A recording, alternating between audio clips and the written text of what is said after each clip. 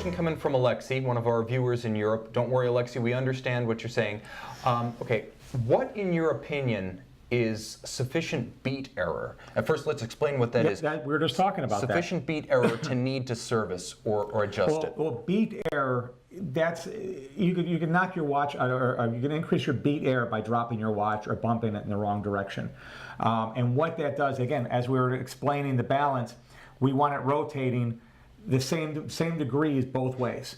We want basically 150 degrees both ways. We don't want 360, otherwise we get an overbanking condition. But if we get into 350 or 150 degrees each way at about a 300-degree rotation, we want it as close to zero as we can get. We get watches routinely when they come in, and they're at 0.5, 1.0, which means the balance is actually moved. One of the things we see in Rolex that has free sprung balances, the hairsprings actually shift. And every Rolex 3135, they pretty much shift the exact same way. And the funny thing used to be is we used to be able to tell if somebody golfed with a watch, because it would actually, the hairspring would all move the same direction if they teed off with a Rolex on the wrist. Now, sometimes beat error, that can also be a result of a contaminated hairspring or a damaged hairspring. Yeah. How often do you see that? And also as a result of bad watchmaking, how often do you see that? Well, if the hairspring out around is what we see from bad watchmaking, where we want to see the hairspring when we actually take it apart, and we'll do this in a later episode, we'll actually break one down. We want to see that hairspring. We want to see it centered with the cap, with this jewel, the top jewel here, or actually the lower jewel and balance jewel removed. We want to see that balance perfectly centered in there just by the spring tension itself. We don't want to see it riding on the side of the walls or anything.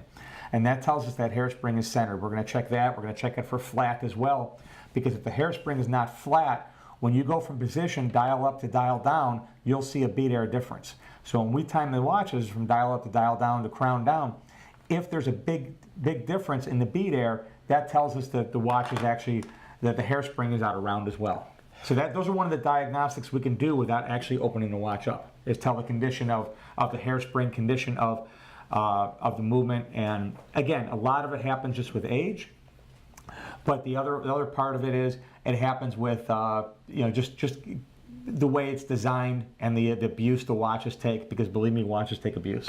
And if you're wondering what we've got with this little captive movement in a cup, it's my little ST36. It's a Chinese copy of a Unitas 6497, well known as the heartbeat of many a Panerai watch over the year. This is my own personal science project just to play with in-house, learn a little bit more about One of the funny things I can watchmaking. show on this is we actually time this watch out. Oh yeah, let me zoom out there. And we can show on this right here, this is the beat error we're looking at. And dial up and dial down, it's 0.0, which is as perfect as you can get.